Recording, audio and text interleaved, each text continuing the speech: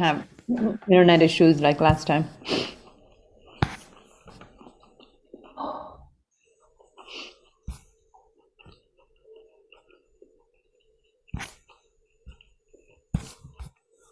No, internet is great over here, so it's not a problem.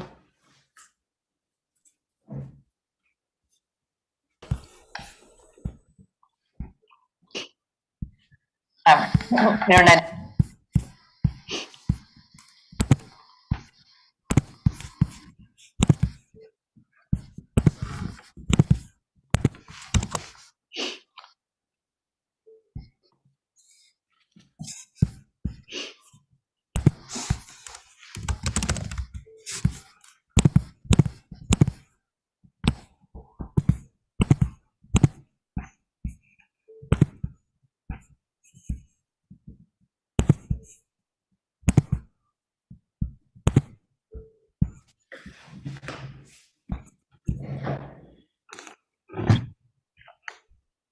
Okay, Mataji, we're ready.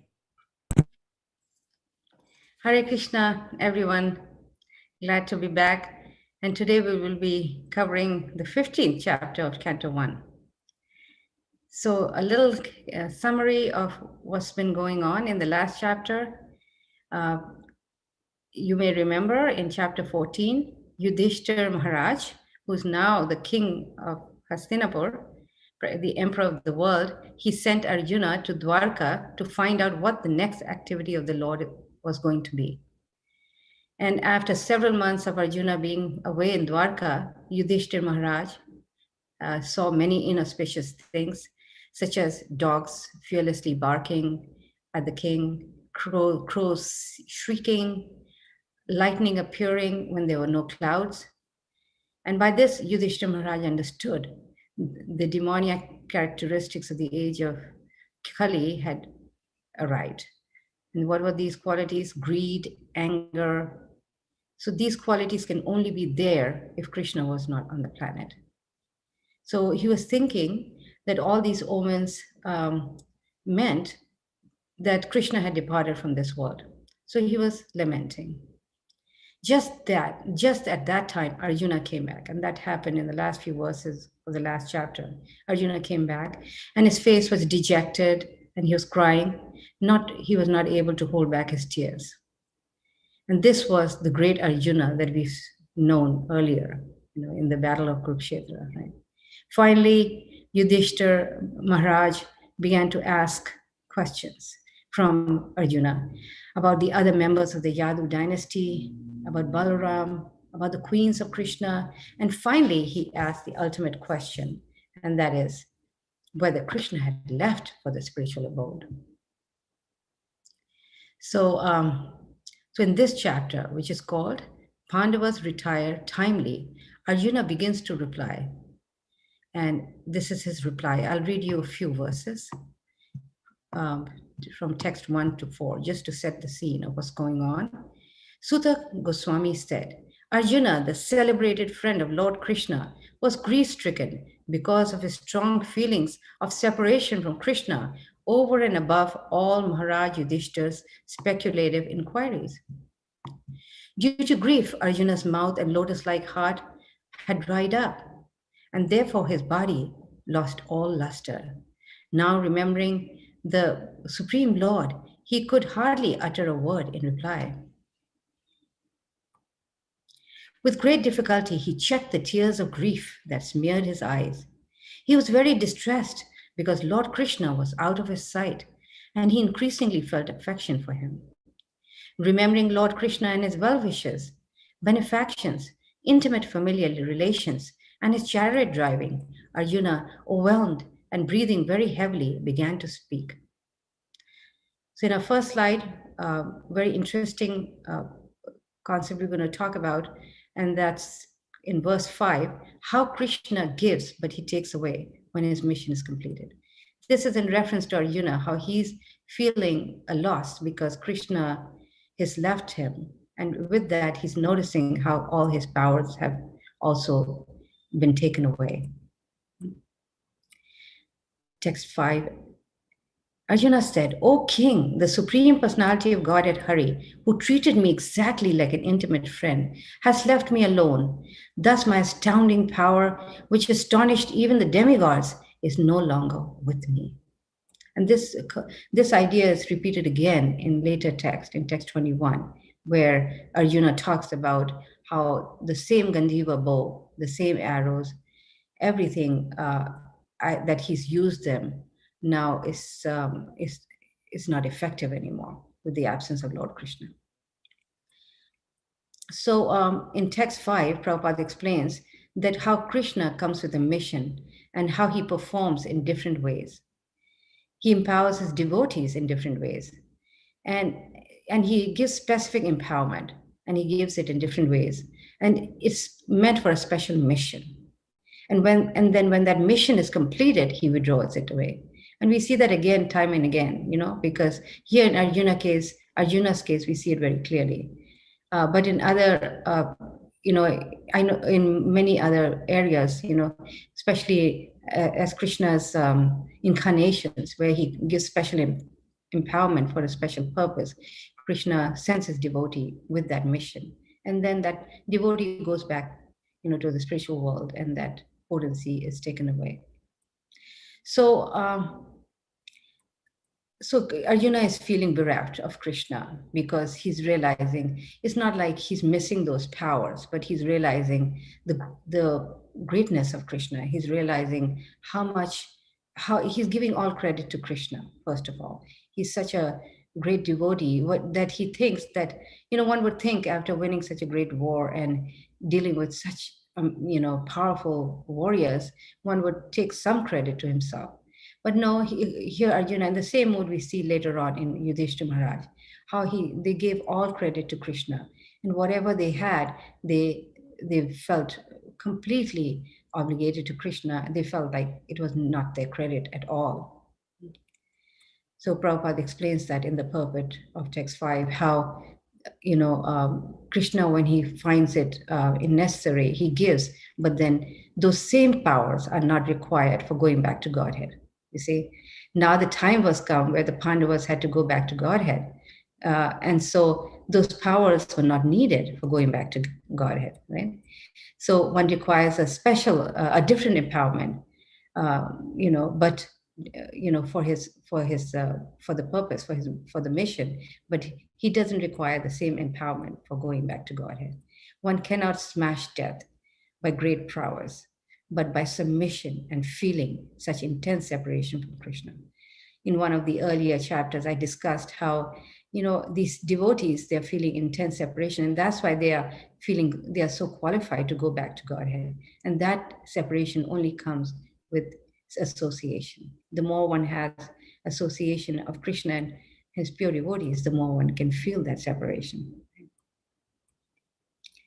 So therefore, the conclusion is, Prabhupada concludes in the purport, that how one should not be proud of what one possesses. That's the basic lesson that we can teach, is that we should not be proud of what one possesses, because Krishna, everything belongs to Krishna.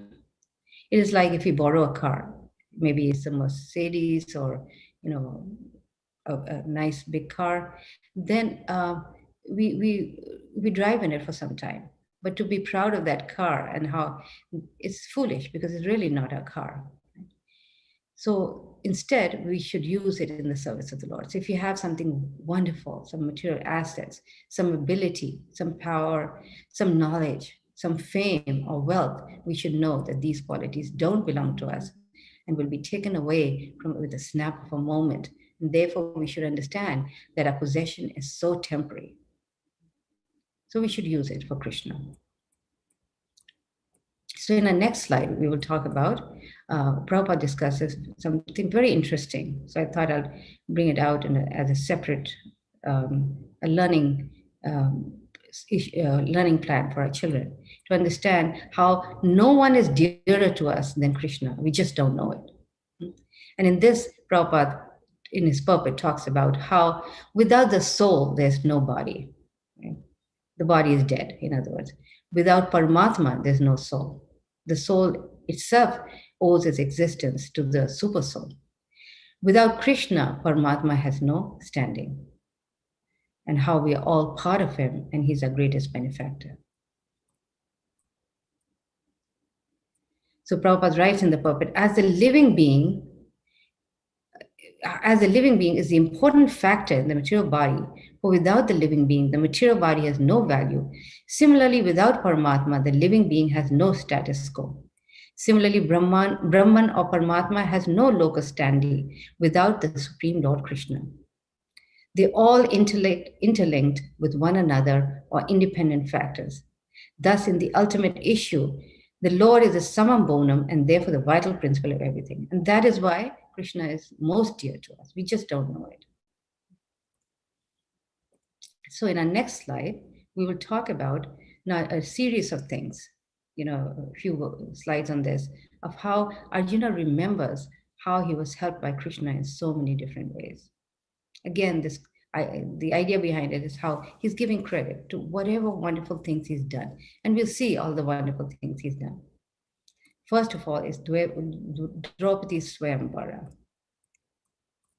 Text 7, only by his merciful strength was I able to vanquish all the lusty princes assembled at the palace of King Draupadi for the selection of the bridegroom.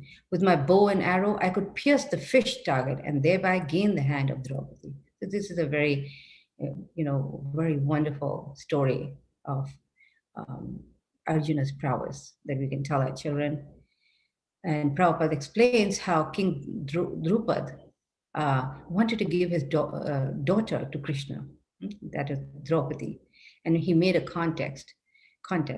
fish contest. He hung a fish, and then the archers had to pierce the fish with the wheel turning, not looking directly at the fish, but rather looking at the reflection of the fish in a bucket of water. And only two people could do it, Karna and Arjuna. And then the story goes how she called Karna a non-Kshatriya, and so he could not take part because Draupadi wanted Arjuna as a husband. And this insult really affected Karna, which shows later on in the Mahabharata, where he tries to get Draupadi. Arjuna won, of course. He escaped with Draupadi and brought her home. And when he brought her home, he told his mother, from just even when she had not even seen them, that Mata, you should see what I have brought. And his mother said, what? Just share. And without knowing what exactly he brought. So that's how Draupadi ended up with 5 husbands. And she was the goddess of fortune. So she was not an ordinary person. So we should not look at it, of course, in a mundane way. So by Krishna's mercy, a wonderful wife was found. And Arjuna remembers that. And next slide, which is verse 8, Arjuna says Maya Danava. Text 8. Because he was near me, it was possible for me to conquer with great dexterity the powerful king of heaven, Indradev, along with his demigod associates, and then enable the fire god to devastate the Khandava forest. And only by his grace was the demon named Maya saved from the blazing Khandava forest. And thus we could build our assembly house of wonderful architectural workmanship where all the princes assembled during the performance of the Rajsuya Yagya and paid you tributes. So Prabhupada explains how the demon Maya Danava was an inhabitant of the forest Khandava. And when the Khandava forest was set on fire, he asked protection from Arjuna. Arjuna saved his life, and as a result, this demon felt obliged. He reciprocated by building a wonderful assembly house for the Pandavas, which attracted the extraordinary attention of the state princes. They felt the supernatural power of the Pandavas, and thus, without grudge, all of them submitted and paid tributes to the emperor. The demons possess wonderful and supernatural powers to create material wonders, but they're always disturbing elements of society. The modern demons are the harmful material scientists who create some material wonders for disturbance in the society. For example, the creation of nuclear weapons has caused great panic in the human society. Maya was also a materialist like that, and he knew the art of creating such wonderful things. So this becomes a very nice point of discussion with the children, how to see all these material inventions and things, if the purpose behind it is not good. You see, everything connected to Krishna is okay. Even our modern scientific discoveries is okay as long as we're connecting it to Krishna. Without that, this is what makes it demoniac. When we are hearing this, naturally we are thinking that one point that Prabhupada discusses here, that how Krishna gives to all his friends and to all his devotees. And we know that we have material desires, and even though we want to serve Krishna, but we still have so many desires. But by hearing these stories, we know that how when he becomes a pure devotee like Arjuna, there's no limit. All the demigods were envying him. And we see that throughout. Maharaj Yudhishthira's reign was very much envied by the demigods. So in our next slide, we talk about Draupadi's insult. Text 10. It was he only who loosened the hair of all the wives of the miscreants, who dared open the cluster of your queen's hair, which had been nicely dressed and sanctified for the great Rajasuya sacrificial ceremony. At that time, she fell down at the feet of Lord Krishna with tears in her eyes. Famous story. Queen Draupadi had a very beautiful bunch of hair, and which was sanctified in the ceremonial function of Rajasuya Yagya. Prabhupada writes, but when she was lost in a bet, Dushasana, touched her glorified hair to insult her. Draupadi then fell down at the lotus feet of Krishna, and Lord Krishna decided that all the wives of Dushasana and company should have their hair loosened as a result of the battle of Kurukshetra. Thus, after the battle of Kurukshetra, after all the sons and grandsons of Dhritarashtra died in battle, all the wives of the family were obliged to loosen their hair as widows. In other words, all the wives of the Kuru family became widows because of Dushasana's insulting a great devotee of the Lord. The Lord can tolerate insults upon himself by any miscreant because the father tolerates even insults from his son, but he never tolerates insults upon his devotees. By insulting a great soul, one has to forego all the results of pious acts and benedictions also. So in our next slide, in text 11, we will see Krishna, how he rescues the Pandavas from Durvasa Muni's wrath. Text 11, Arjuna is saying, during our exile, Durvasa Muni, who eats with his 10,000 disciples, intrigued with our enemies to put us in dangerous trouble. At that time, he, Lord Krishna, simply by accepting the remnants of food, saved us. By his accepting food thus, the assembly of Munis, while bathing in the river, felt sumptuously fed, and all the three worlds were also satisfied. So Durvasa Muni is a very famous Muni, right? And we know that he's easily pleased or angered. So when angry, he would curse, and when he's pleased, he would give benedictions. So this is the story of how Duryodhana wanted to give Pandavas trouble. So one time he pleased Durvasa Muni, and the latter offered benedictions. And Duryodhana was very cunning. This is the way of dealing with an enemy. You smile at them, and then behind the back, you devise ways to ruin them. So Duryodhana was typical of that. So he knew that in the afternoon, Pandavas would not properly take care of him because they would finish the meals. So he asked Durvasa Muni to visit the Pandavas in the afternoon. So then they were in the forest. All the Pandavas were exiled in the forest. And Draupadi had a pot that could supply unlimited food as long as they had not eaten. But once they had eaten, the pot would stop providing. So when Durvasa Muni came, they had already finished eating. And Yudhishthira Maharaj asked Durvasa Muni and 10,000 disciples to go and bathe in the river because that was his ritual before he would eat. And so that he would get time to see what they would do now. And Draupadi was he was very much worried and in tears, and she was thinking of the Lord, and she prayed to the Lord. And the Lord reciprocated. He asked Draupadi, do you have some food? And she was very ashamed because Krishna was asking her for food.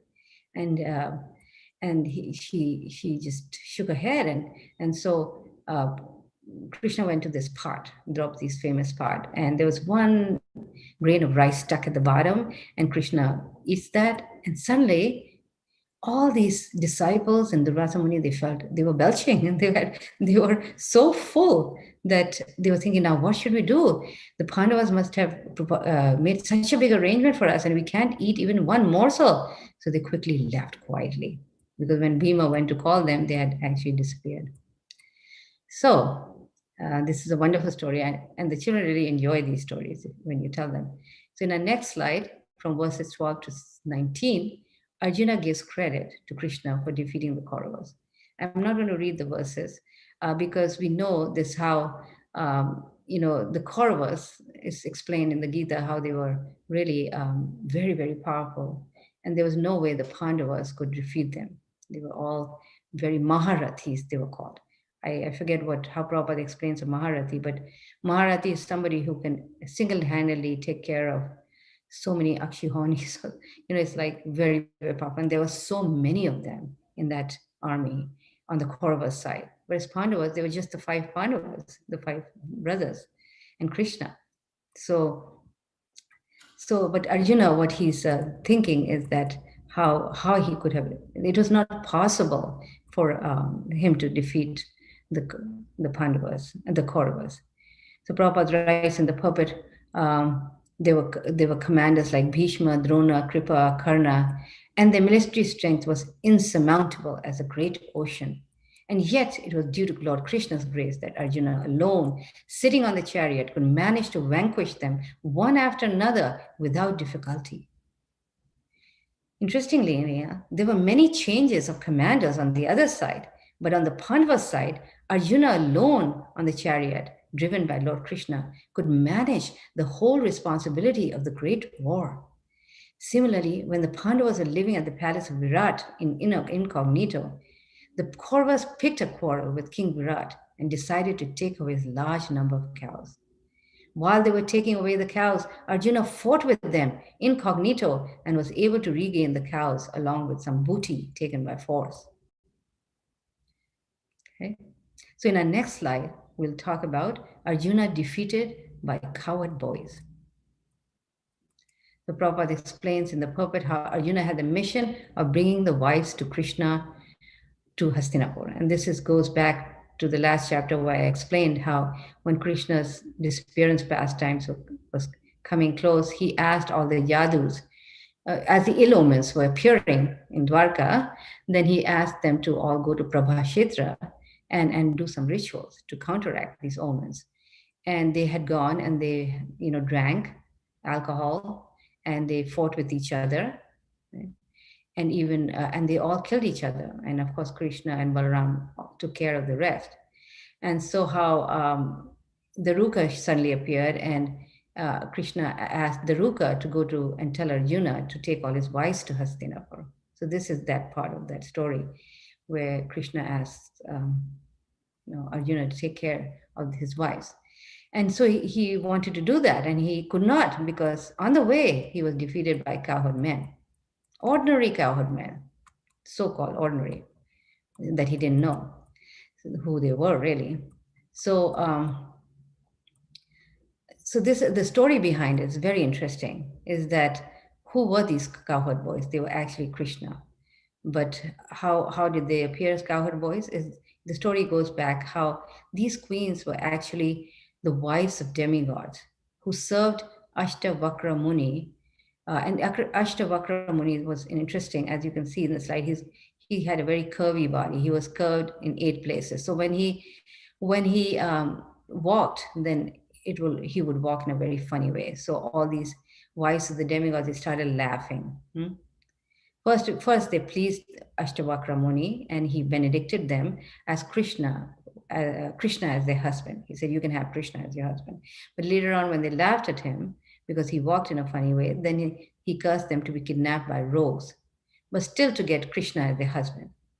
So in order to keep the words of the Muni, Krishna himself kidnapped in the guise of cowherd men.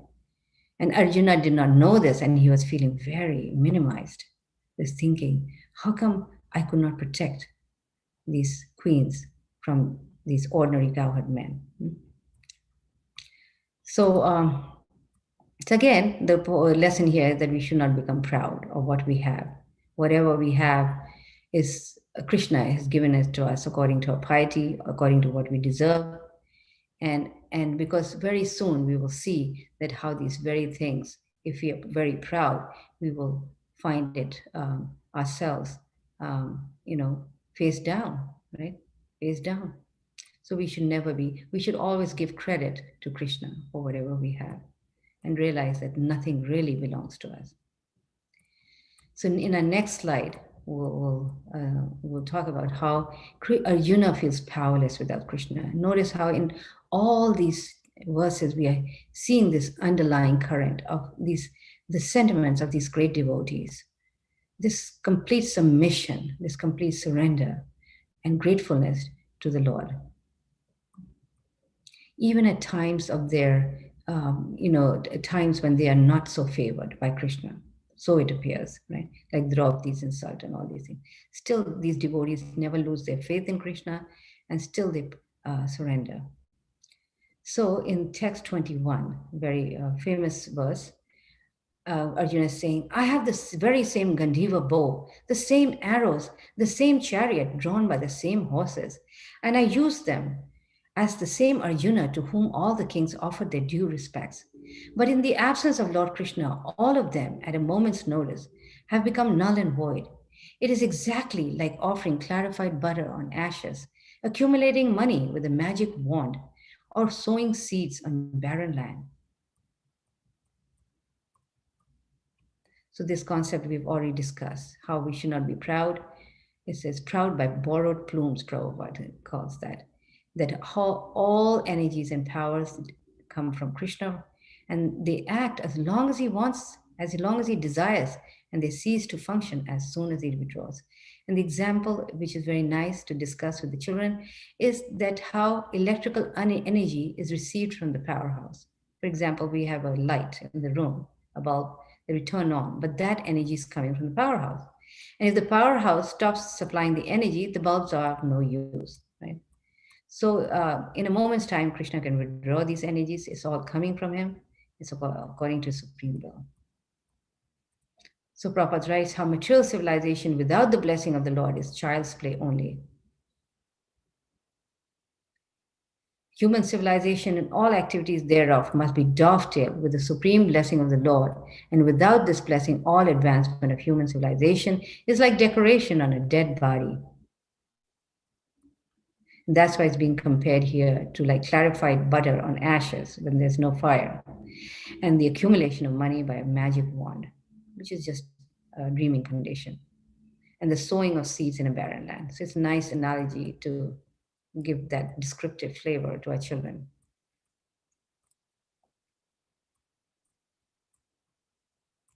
Okay. Now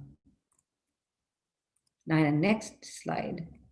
And before this, we go to our next slide. Also, Arjuna discusses about the Yadu's demise, right? Which we've already discussed in the last chapter. That I'm not going over that, but how they were intoxicated and how Krishna did that to speed their pastimes of winding his pastimes, and so that all these devotees could go back from where they came.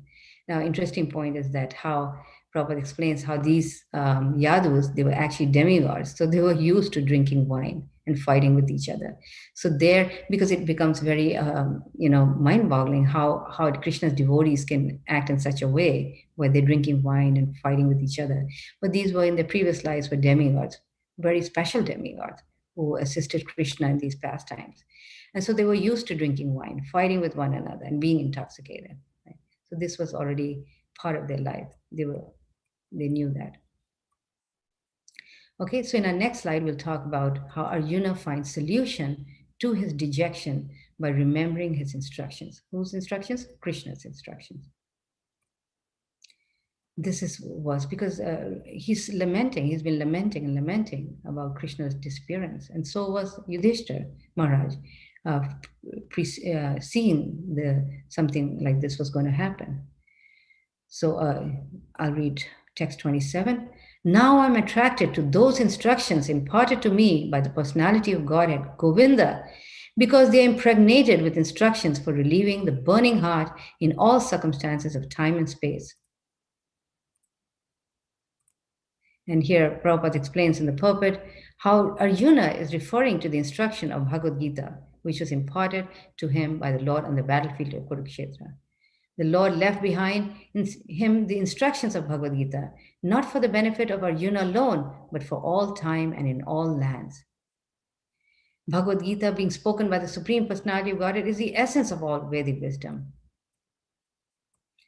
Then in text 28, Sutta Goswami says, thus being absorbed in thinking of the instructions of the Lord, which were imparted in the great intimacy of friendship, and in thinking of his lotus feet, Arjuna's mind became pacified and free from all material contamination. Prabhupada writes in the purpose, since the Lord is absolute, deep meditation upon him is as good as yogic trance. Arjuna began to think of the Lord's instructions to him on the battlefield of Kurukshetra. Only those instructions began to eliminate the tinges of material contamination in the mind of Arjuna. So Prabhupada compares the Lord like the sun. When the sun appears, everything, all the darkness or ignorance goes away. And how does the sun appear? Is through the Lord Chaitanya's inauguration of the chanting of the holy name. In text 29, Arjuna's constant remembrance of the lotus feet of Lord Shri Krishna rapidly increased his devotion, and as a result, all the trash in his thoughts subsided. So what is this trash? All the material contamination, which separates us from Krishna, which makes us identify with the body. So all that disappears as soon as he started remembering Krishna's instructions in the Bhagavad Gita. Text 30. Because of the Lord's pastimes and activities, and because of his absence, it appeared that the Arjuna forgot the instructions left by the personality of Godhead. But factually, this was not the case, and again he became lord of his senses. Text 31. Because of his possessing spiritual assets, the doubts of duality were completely cut off. Thus, he was freed from the three modes of material nature and placed in transcendence. There was no longer any chance of his becoming entangled in birth and death, for he was freed from material form. So Prabhupada explains how by proper consciousness, one can be in the association of Krishna. One doesn't have to make special arrangements for a physical environment. One has to simply change one's consciousness, right? And then he explains about the chanting, how one can, by chanting, can clean the dust from the mirror of the heart. Because as soon as we chant, all the material conception is gradually removed. So one interesting point that Prabhupada writes here is that in the previous ages, the Mahamantra was present as well. Many times this question comes up. Was this Mahamantra there in the other yugas? So here Prabhupada explains, yes, it was there. And it was there with the same potency. But in Kali Yuga, due to distressing situations, one can really take shelter of the holy name. But in other ages, due to lack of distress, people could not take shelter of the holy name. Misery actually brings us closer to Krishna, and we take more shelter of him. So therefore, Arjuna fixed himself in the ambrosia nectar of his words, and thus fixed himself in remembrance of Krishna. And in this way, all his illusory relationships was removed, and he was able to fully associate with Krishna in his remembrance. So in our next slide, we'll talk about how Yudhishthira Maharaj prepares to leave, followed by his brothers and then his mother Kunti. Text 37. Maharaj Yudhishthira was intelligent enough to understand the influence of the age of Kali, characterized by increasing avarice, falsehood, teaching, and violence throughout the capital, state, home, and among individuals. So he wisely prepared himself to leave home, and he dressed accordingly. And then other texts talk about how he enthroned his grandson. And who was his grandson? The great Parikshit Maharaj, who became king of Hastinapur. And then he posted Vrajara, the son of Aniruddha, as king of Mathura, as a king of Shurasena at Mathura. And then how Maharaj Yudhishthira performed a Prajapatya sacrifice and placed in himself the fire for quitting household life. So he was here, Yudhishthira Maharaj is deliberating and what to think next. And then Kunti, when she also hears that, she also engages her consciousness completely in thoughts of Krishna. And Prabhupada writes how this is the supreme religion. That even though we are in this material world, we should be always, our consciousness should be, diverted towards Krishna. In other words, we actually have to give our hearts to Krishna. We can do everything else. We can do our duty. We can have a great affection for our family members, but our heart should be reserved for Krishna. And this is the great quality of these devotees. Their heart was always for Krishna and for Krishna alone. But they did everything else. You can see how well they did everything else. And there was no lack of affection among each other either. But how can one have both? That's the question, right? How can one have so much affection and such, for each other and such ideal, relationships? Even materially, I mean, they're so exemplary that we can learn so much in their behavior with each other. But yet, they were such great devotees. How do these things work together? And this is the secret: is that we do everything. We see everybody as soul. Even our children, our husbands, we see them as spirit souls, and we do our duty towards them nicely. But then our hearts should be reserved for Krishna. We should understand that how the soul, like in one of the slides we talked about, how Krishna is most dear to the soul. Nobody is dearer than Krishna. Why? Because we are part and parcel of him. And unless we give our hearts to Krishna, we actually will never be happy. So in text 40, Maharaj Yudhishthira says, at once he relinquished all his garments, belt and ornaments of the royal order and became completely disinterested and unattached to everything. So Prabhupada writes in the purport how Maharaj Yudhishthira, therefore, to become spiritually pure, at once gave up his royal opulence, relinquishing his royal dress and garments. The shaya, or the saffron loincloth of a sannyasi, indicates freedom from all attractive material garments, and thus he changed his dress accordingly. He became disinterested in his kingdom and family, and thus became free from all material contamination or material designation. People are generally attached to various kinds of designations: the designations of family, society, country, occupation, wealth, position, and many others. As long as one is attached to such designation, he is considered materially impure.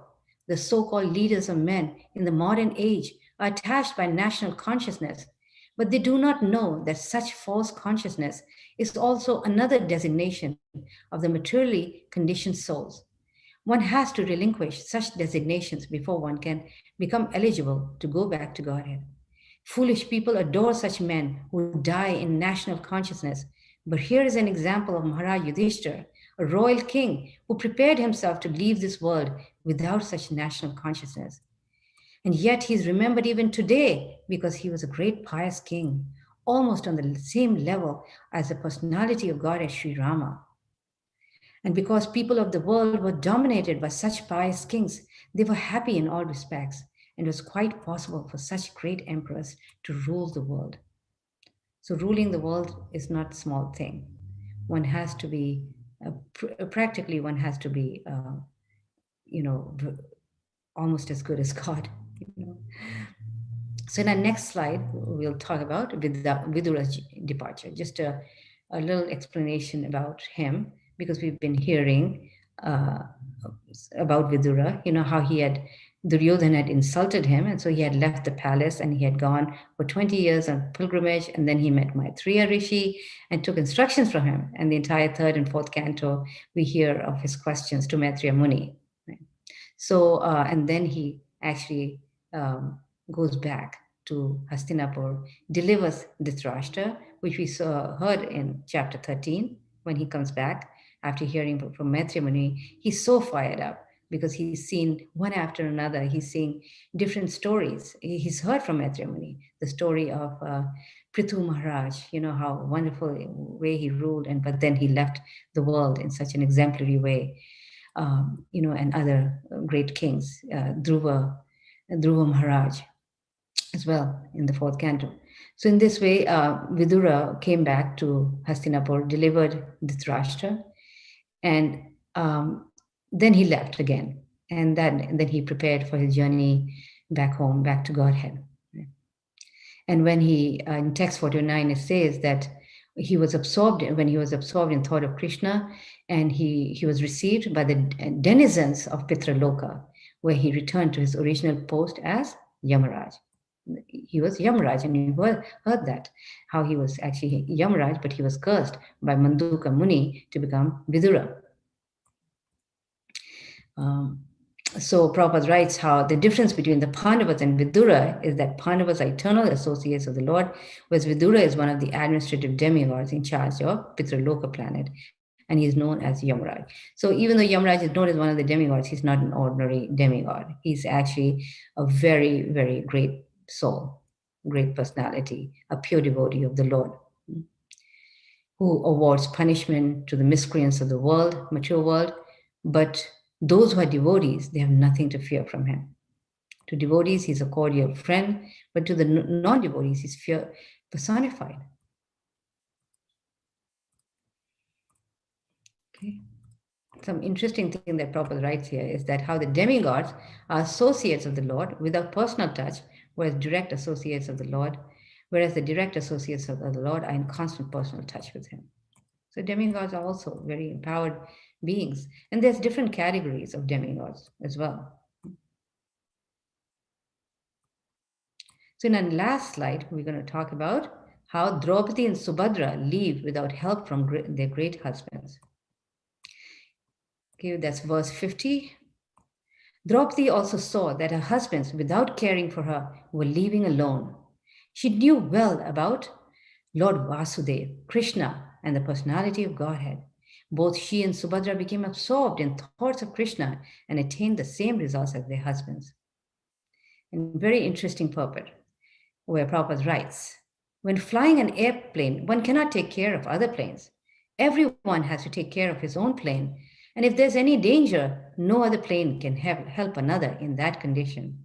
Similarly, at the end of life, when one has to go back home, back to Godhead, everyone has to take care of himself without help rendered by another. The help is, however, offered on the ground before flying in space. Similarly, the spiritual master, the father, the mother, the relatives, the husband, and others can all render help during one's lifetime. But while crossing the sea, one has to take care of himself and utilize the instructions formerly received. Draupadi had 5 husbands, and no one asked Draupadi to come. Draupadi had to take care of herself without waiting for her great husbands. And because she was already trained, she at once took to concentration upon the lotus feet of Lord Vasudeva, Krishna, the personality of Godhead.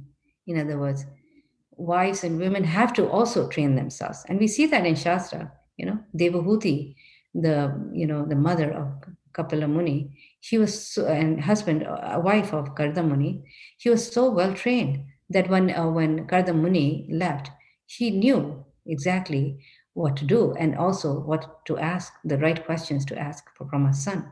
She was totally prepared. The wives also got the same result as their husbands in the same manner. That is to say, without changing their bodies, they reached the destination of Godhead. Srila Vishwanath Chakravarti Thakur suggests that both Draupadi and Subhadra, although her name is not mentioned herein, got the same result. None of them had to quit the body. Last text. The subject of the departure of the sons of Pandu for the ultimate goal of life, back to Godhead, is fully auspicious and is perfectly pure. Therefore, anyone who hears this narration with devotional faith certainly gains the devotional service of the Lord, the highest perfection of life. So I end my overview here. Thank you very much, and I'll give it over to Radhika to explain the activities in the guidebook. Thank you. That was a really amazing, detailed, in-depth overview of the chapter. Thank you, Mataji. Really benefit from hearing Canto and singing. Okay, I'm ready with my PowerPoint. Okay, so now that we have studied the translations with our children from Prabhupada's Bhagavatam, we're ready to move on to a comprehensive guide for young readers. And chapter 15 begins, like all chapters in the book, with a story summary. King Yudhishthira had asked his younger brother, Prince Arjuna, so many questions about why he was so sad, but Arjuna had still not said a word. He couldn't. Arjuna was just too sad to speak. He was really upset. He was so upset that his mouth was all dry, even his heart was dry, and as a result, his skin had lost its color. Arjuna's eyes had filled up with tears. He was really trying not to cry, but he couldn't help remembering how Lord Krishna had always looked after him. So a really beautiful flow of the story, very easy for children to follow. And we move on further to key messages from the chapter that nicely groups verses, and they're not all in sequence. So, like the theme of the strength of the strong goes on from verses 7 to 16 and then 20 to 21. And then the key messages are summarized. So there's a really nice overview of the chapter, and there's an encouragement here for the children to memorize these verses, discuss them further, and followed by multiple choice questions to understand the story. Why were Arjuna's eyes filled with tears? A, because he was tired after the long journey. B, because Lord Krishna had returned to the spiritual world. Or C, because he was missing Dhritarashtra and Vidura. So there are 13 questions with 3 choices each, and really fun for to understand this particular chapter. Higher thinking questions that can be discussed orally or provided as a writing assignment. List 3 things that Arjuna was able to achieve because of the presence of Lord Krishna with him. Write in your own words the story of how Durvasa Muni was satisfied by the Pandavas. So they're learning composition, and they're learning grammar and punctuation and writing skills.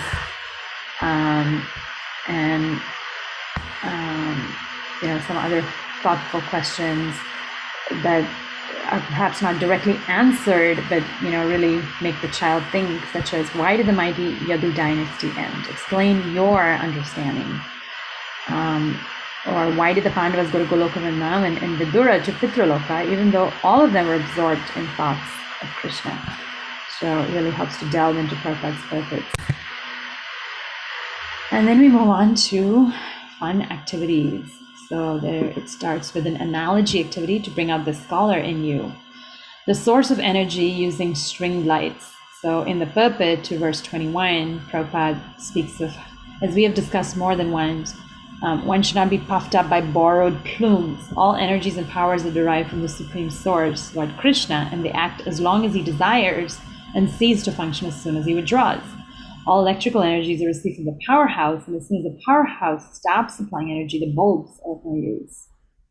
In a moment's time, such energies can be generated or withdrawn by the supreme will of the Lord. So the learning objectives are to understand that Krishna is the source of everything, understand that electrical items need a power supply to work. It's not just that the bulb functions on its own, and understand what activities are conducive to spiritual life. And so the resource that's required is string lights. And get a string of lights. In this, it says, please make sure you have an adult with you, or the adult does this. And decorate a door with these lights. Or alternatively, use a lamp or other light source and plug it into the socket, turn the switch on, and the lights turn on. Now turn them off, and the lights turn off. So what happens to the lights when you take the plug out of the socket? How does this compare to what happened if the universe's power source, Krishna, ceases powering everything? And what would it feel like if Krishna was not in your life? Discuss what makes good conductors electricity, what activities are helpful for spiritual life. So, ultimately discussing that Krishna is the source of everything. Without him, not even a blade of grass moves. And without Krishna, our lives would be dark, bleak, and meaningless. So really nice Prabhupada's purpose into life, into action. Introspective activity that encourages the children to think about their strengths and interests. So identify your strengths and interests and dovetail these in the service of Krishna. So in the 5th purport, Arjuna said, O king, the supreme personality of Godhead, who treated me like an intimate friend, has left me alone. Thus my astounding power is no longer with me. So we can learn from this verse that any power, beauty, strength is given by Lord Krishna, and we should not become proud of these borrowed plumes. So the child is encouraged, and there's a space in the workbook to make a list of strengths that they have and things that they like to do, and how the child can use these to serve Krishna. So, and also the exercise says the child can draw if the child is not old enough to write. A snap game. This is a game for 2 or more players. So there's snap cards given in resource 1, and they're to be printed and then cut out and then shuffle them and place them face down in the center. And each player takes turn to pick the top card and then place in a separate pile, the word side up, reading it as they do. And when a synonym appears for the previous word, they should say snap and put it on top of the other card and keep a score of how many snaps were correctly said by the player. So I can show you resource 1, but there's also a farewell letter where the child is encouraged to write a farewell letter from any one of the Pandavas to their family and friends as they are leaving. So here's, oh, sorry, I thought I had the cards. Maybe it's not in order. Okay, here's resource 1. I apologize. I didn't put it in order. So these are the snap cards, and there are a bunch of them. So there are a few pages that give these snap cards. And again, the encouragement is to learn the synonym for words. So it's a really nice way to learn English language arts. Okay, write a biography of one of the characters in this chapter. And it explains what a biography is, and the child is encouraged to conduct research on that person's life. And this is not Google research, it's research through the Srimad Bhagavatam. So reading different sections of the Bhagavatam or Mahabharata, and finding out where they were born, what's their family background, what kind of adjectives would you use to describe their personality, what kind of achievements did they have, and adding an illustration and a cover to make the biography complete. Keywords. So these words are to be looked up in a dictionary and then write their definition on these lines. And again, we're more and more moving away from dictionaries, it seems, and a lot of children don't even have those skills of like alphabetically searching a word, but it's a really, really important skill to be able to go to a dictionary rather than a Google dictionary and look up these words. And there's an extension activity in this particular chapter. So something new is added on to the keywords, which is synonyms. Synonyms are words that have the same or nearly the same meaning. So read these words from the summary and then try to come up with a synonym, and always can take the help of a dictionary. Further extension activities, use each word in a sentence of your own, oral or written. Cryptogram. Really fun way to bring the Bhagavatam to life, isn't it? Like, children do cryptograms in other areas of life, in science or social studies, but here it is from the Bhagavatam. The shaded section right here is the key that lists all the letters from A to Z with a corresponding number. And then there's a secret phrase here, and you have to decode it. So 22 is A, 16 is R. So, that first word you can tell is Arjuna. So nice cryptogram. Synonyms. Fill in the blanks, oral or written, by selecting a word from the synonyms to complete the sentences below. Mosaic fish. This is an artistic activity. Arjuna mentioned that all his accomplishments had been due to Krishna's friendship and protection. One of these achievements was when he won Draupadi's hand in marriage. So make a mosaic fish by drawing a simple fish in a cardstock, fill it in by tearing colorful pieces of paper from a magazine or a calendar or, origami papers or any kind of, recycled materials, cartons of cereal boxes or whatever other boxes that are used in the house, and glue them to make a fish. While completing this activity, think about how Arjuna won Draupadi's hand in marriage, and where does the fish come into this pastime? Okay, amazing maze. So help the Pandavas get back home, back to Godhead by completing the maze, back to Krishna.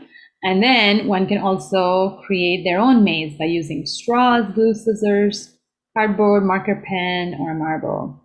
And there's a whole description of how to draw the maze. Followed by a beautiful poem. Okay, so I guess I didn't put the maze in the right place either. So here's the maze. Resource 2 gives a simple maze to help the Pandavas get back to Lord. And this one is more complicated for older children to find the Pandavas' way back to Krishna. So there are two versions of that provided. Okay, the Pandavas retire timely. Love the poems in each chapter. 5 Pandava brothers going back to the Lord. There are 5 Pandava brothers going back to the Lord. They missed him so much, he's the one they adored. There are 5 Pandava brothers going back to the Lord. Yudhishthira asked Arjuna, hey, why are you sad? He said, Krishna has left us, so I'm feeling bad. I miss him so much, he is my best friend. So soon had his pastimes come to an end. He was our savior, oh so very dear. With him around, we never felt fear. I feel oh so helpless, no, it's not the same. With my same bow and arrows, I still can't take aim. So the whole theme of Krishna as a source of all our power is brought out in this nice poem. Yudhishthira said, I'm going, Parikshit's now king. He took off his robes and he left everything. He thought of Lord Krishna and boldly went forth, passing rivers and mountains as he headed north.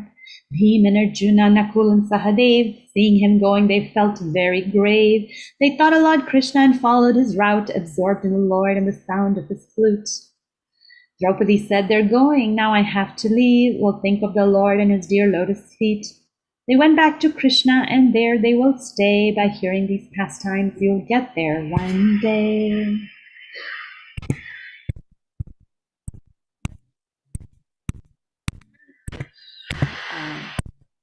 Already, and answers. I have not been receiving any questions about how to get these books, so I'm assuming everybody knows that you can get these books via Amazon in the US or UK, as well as Toggle Multimedia. And that is the chapter from the Comprehensive Guide for Young Readers. So please ask questions. It would be really nice if you could raise your hand using the Zoom tool so that way I can call on you and you can unmute and ask your question yourself.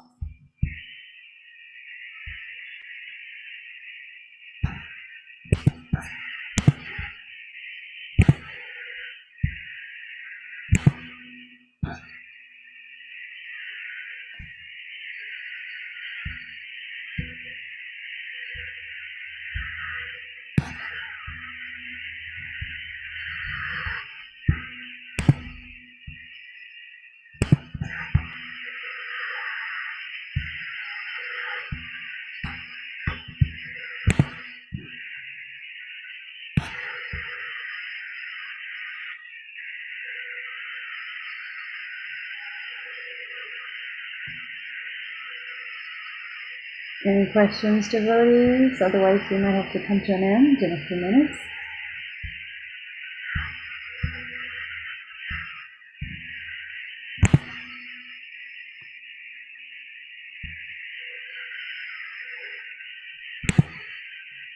Okay.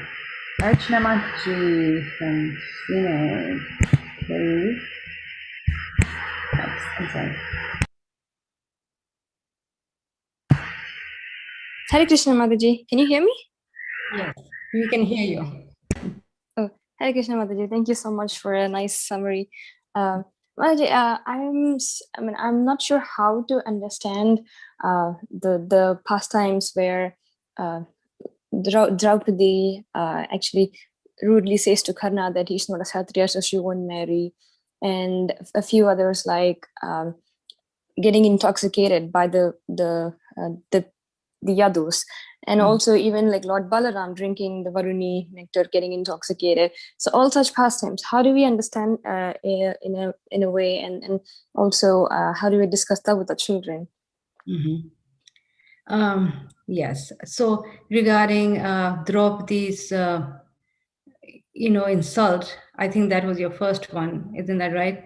How to see that in terms of no, what regarding Draupadi? What was your question regarding Draupadi? I forget. What was the question about Draupadi, Arjuna? She was asking about Draupadi insulting Karna, how to understand Karna, yes. Yes. So Karna was he was actually son of Kunti. We all know that, right? But because Kunti gave him up without anybody knowing it, he was adopted by a cow. He was a carpenter's son, right? So therefore, he was not eligible to take part. This was Draupadi's excuse to get married to Arjuna. Because she knew that if there was anybody who would defeat Arjuna, it would be Karna. So she wanted, and these are the pastimes of the great devotees. We have to understand who Draupadi is. She's not an ordinary woman. And so again, we have to see it from the light of Krishna's desire and Krishna's pastimes. Especially it's very heart-rending in the Mahabharata to see how Karna was, how being Kunti's sons, yet he was he was on the other side. That was his choice, his independent will, when he went to the side of the Duryodhan. And Krishna is showing through these pastimes is that if a devotee, he opts for the wrong thing, then he has to suffer a reaction, Just like Bhishma, he was such a great devotee, but because he went on the other side, he had to take the brunt of it. Okay. So even though these devotees are not ordinary, they are actually even Karna was a very, very great personality, very, very great soul. But yet, because in this pastime, they're taking the side of the wrong side, then Krishna had to bring the right result for them. Because Krishna is teaching in two ways, his internal reasons why he's doing certain things, with his pure devotees, his pastimes, his desire, his will, of how that nobody can question, and also his, how he sometimes desires to fight. So Jaya and Vijaya become Hiranyakashipu and Hiranyaksha. That's Krishna's own desire. And then we deal with how Krishna is teaching us through these pastimes. So if we see these two aspects and we see how, even though it feels so wrong, it feels so wrong and so unjustified, yet materially speaking, it feels so unjustified. But Krishna is teaching us a deeper reason of how that we all have independent will. And if we choose the wrong side, then the wrong result will be there. Now, Karna just acted superficially just because Duryodhan was the only one who took his side. And Duryodhan was very cunning.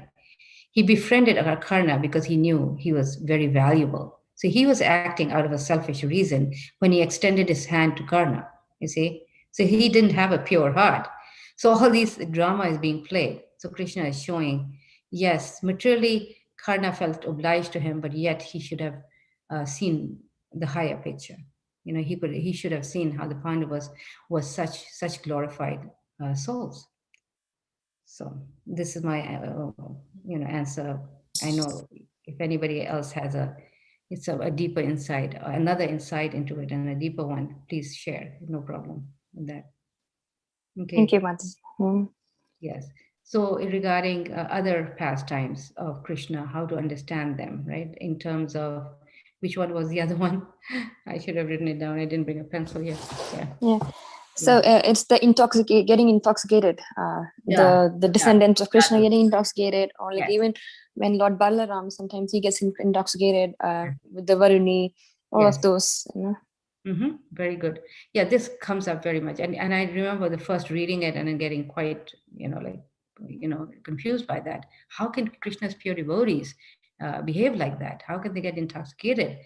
And so when I just in the class, when I mentioned about how Prabhupada explains that, is how they were previously demigods and how they were already, used to drinking and getting intoxicated. But we have to remember the drinking among them is a little different from the drinking here. It's a little different. So because they are more, the enjoyment is more on a subtle level rather than a gross level that we find here. So they're used to this, and these demigods. So when these were Yadus who were previously demigods, so they drank and they fought, just like they were used to in the demigod planets. And again, like I said, the two aspects where we can't question Krishna's, desire, where Krishna is acting, this is his desire, this is how he wants to end the pastime, that we actually cannot question. But this is how he wants us to see how, well, for us mundane people who are not like the Pandavas, we see it that, okay, this is what drinking, when you drink, this is what happens, right? You get intoxicated and you may even kill each other. And this happens in the world all the time. So we have to be very careful. And in the past, in the Yadus, another thing we read is when they offended these sages who were sitting there and making a joke, where they, Sambha, he dressed, as a pregnant woman and he made ridicule them, right? So all these things, so many lessons are there for us to learn, how drinking has bad effects.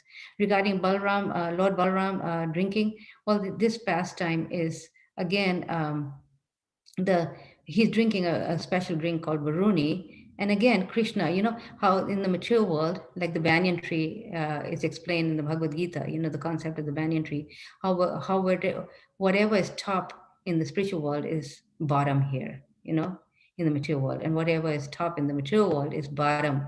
I mean, it's not considered is very gross. It's not high in the spiritual life, right? So in other words, when we, the paramour relationship in the spiritual world is considered very elevated, whereas in the material world it's degraded, right?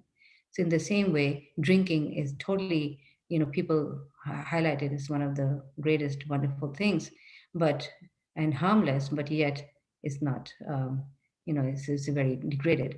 But when Lord Balram drinks, it's very transcendental, Balram is, even Lord Nityananda, his eyes are always rolling, and this is like ecstasy of love of Godhead.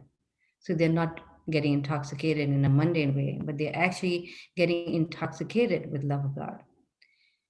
Anybody wants to explain in any other way? This is how I understand. Mm-hmm.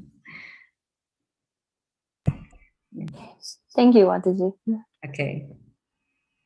Thank you for joining every week, Arjuna Mataji. Adi Gaurangi Mataji, please ask your question.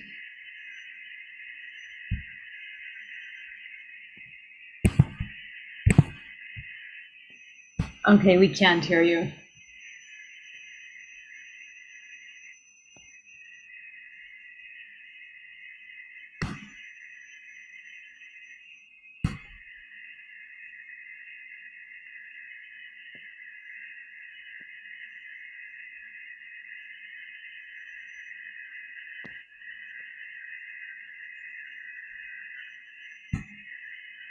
Okay, perhaps we can come back to you. Ankur Prabhu from, okay, sorry. So Adi Gaurangi Mataji sends a question because of her technical difficulties, which I'm sure her children can help her with. Can you explain how the Pandavas physically leave their bodies? Mm-hmm. Oh, okay. Well, the way I understand from this chapter is that the Pandavas went in the self-same bodies. They actually didn't change their bodies. So they left, and they, from what I understand from these chapters, is that the Pandavas, they simply live in their own same bodies and they go to another universe to continue with their pastimes. It's continuously enacting these pastimes with Krishna, these pastimes of association with Krishna that we are hearing in the Srimad Bhagavatam. So they never stop engaging in these pastimes. So they just simply go from one universe to another. So they live in their self-same bodies. And it's interesting how Prabhupada writes in one of the purports is that how in Varna ashrams, some people, they believe, especially the caste brahmanas, they believe that actually you cannot get liberated unless you go through different varnas, through different ashrams. So you have to, if you're a Shudra, then you have to go to Vaishya and then to Kshatriya and then to Brahmanas. And then only you can get liberated. But here we see in the Srimad Bhagavatam that is refuted time and again. How devotees, Vidura, he was born a Shudra from a Shudra mother, and he goes back, to, he's completely is purified and goes back to Pitraloka. So the same thing, so in this way, Pandavas were Kshatriyas, and they did not have to even change their bodies. So that's a side point, but this is how I understand. So her follow-up is, do their bodies just disappear from our view? Yes. Does the spiritual plane, carry them? Yeah, they disappear from our vision. They disappear from our vision. Just like Krishna showed his pastimes of disappearance, by being struck with a hunter, a hunter's arrow.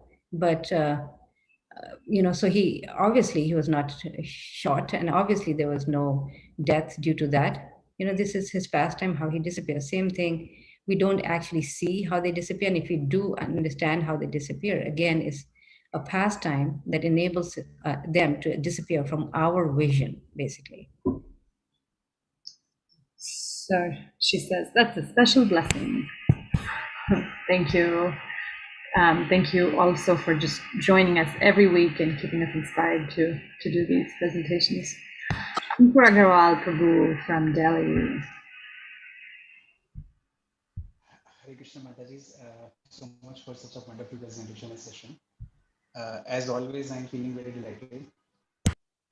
I have certain questions in mind. One of them being, when these, when we talk about the Pandavas, so they are the empowered associates of the Lord, and they, they are, part of all the leelas. So I was, once listening to one of the lectures, when got to know that, Yudhishthira Maharaj is someone's incarnation, even Duryodhan, someone's incarnation. So all the characters are, they are incarnations of something, or someone else. So when such people, or specifically let's talk about Vidur Maharaj. So when Vidurji, when Yamaraj comes as Vidura here on this planet, so does he expand himself in, and he's in the both the places simultaneously, or is it that he just comes, perform works here, and whatever was then, so just completes that period on the earth and then goes back and then resumes the work. So how does really happens, and how do we explain such things to the children? Yeah. So sometimes, like in the case of Vidura, we see that how he was cursed, so he came. Actually, the internal reason was that he had a great desire to actually take part in, to be participant in Krishna's pastimes, in some way or the other, to experience that. He actually gets tired of his service, of always punishing, dealing with the miscreants. Okay. It's actually the hardest service one can have, right? As a pure devotee of the Lord, to see all the entities suffering and to give them punishment. So he needed a break, and so he got that break. So and during that time, I believe another person was officiating there, right? So that's sometimes it's explained like that, and Okay. sometimes it's So because he had a desire, and so he wanted to come here, and sometimes like Prahlad, he also, they say that Prahlad was also in Chaitanya Leela, he was Govinda Ghosh, right? Vasudev Dutt. And so we see, sometimes they also come in different personalities. So the way we understand this is that Krishna, he can expand, right? He can expand into so many different forms. And of course, Krishna is all powerful, all pervading. So he can simultaneously do that. Pure devotees also, he also gives them the special powers, while sometimes they actually simultaneously do things. It's so amazing how Krishna will give everything, all the powers, almost as good as himself, to his pure devotees. So they can even go simultaneously in two different forms. So we should understand this also in that respect, that actually the pure devotees also can get almost as powerful as Krishna, because Krishna empowers them with that power. Okay.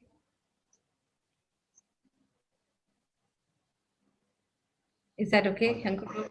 Mataji, one more question. Yes, that really answers the question. One more question, if you allow, I would like to ask. When Pandavas, leave this body, so it is generally understood, as if the reading was correct, that they go to the heaven. While since they were the so dear devotees of the Lord, so they should have gone to the spiritual. They should have gone back to the spiritual world. So, which one is the correct understanding of the two? So your question is that why they did not go back to the spiritual world? They did. They actually did. I mean, we don't know the details. Yes. Yeah, you see. So they did go to the spiritual world, but then they are ready to do the next pastimes. Wherever Krishna wants them to go in another universe. They are residents of Vaikuntha Loka at all times. So they're eternal residents of Vaikuntha. So they did go back to Godhead. Okay. Yeah. But then they are always busy enacting pastimes with their Lord. This is how the Lord wants them to be. And so they surrender to that and they love it. Because for these devotees, we've heard again and again, isn't it, that how they're willing to even go to hell. Because as long they are always so absorbed in the thought of Krishna, for them, heaven and hell, it doesn't matter where they are. Okay? Right. True. Thank you, madam. Yes. I'm not seeing any other questions right now. We can give a couple more minutes. Okay.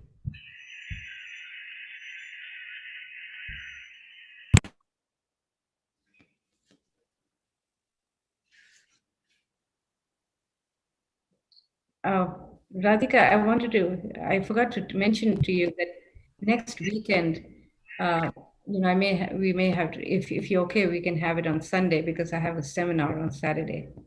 Yes. Okay. Arjuna Mataji has another question. Please ask away. Hare Krishna Mataji. We are right now. I'm reading Mahabharata with my daughter. We haven't gone to Srimad Bhagavatam yet, but she's really into the Amachitakrata's comic Mahabharata. Yeah.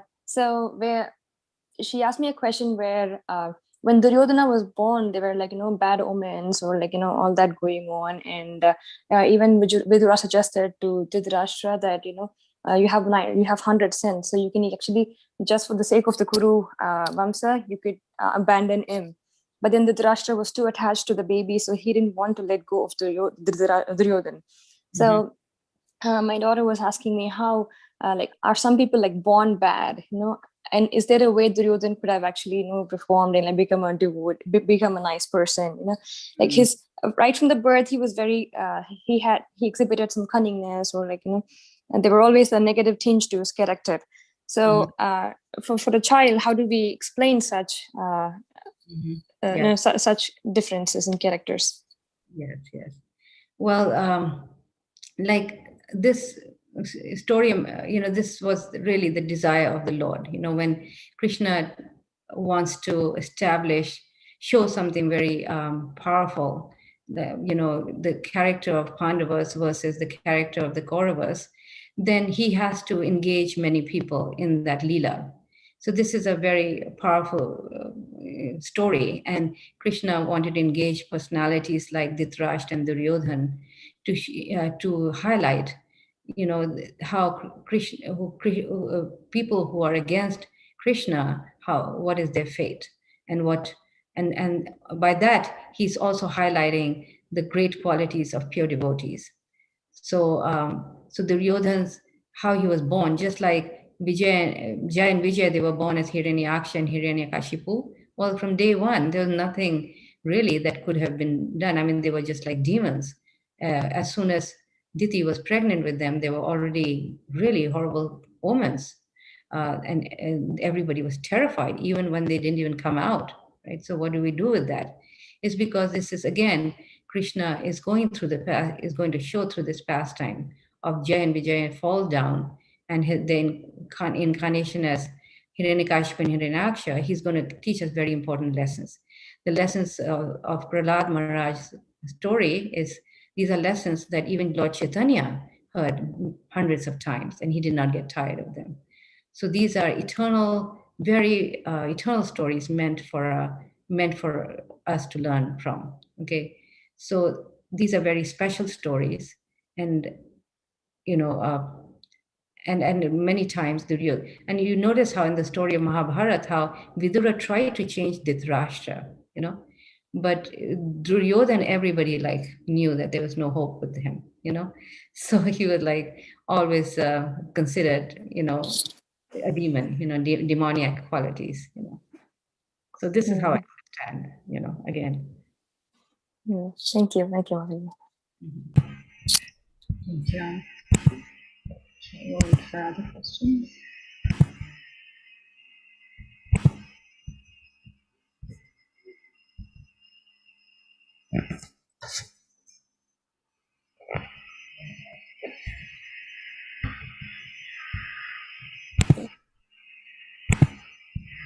Okay, it doesn't look like there's anything else, Mataji.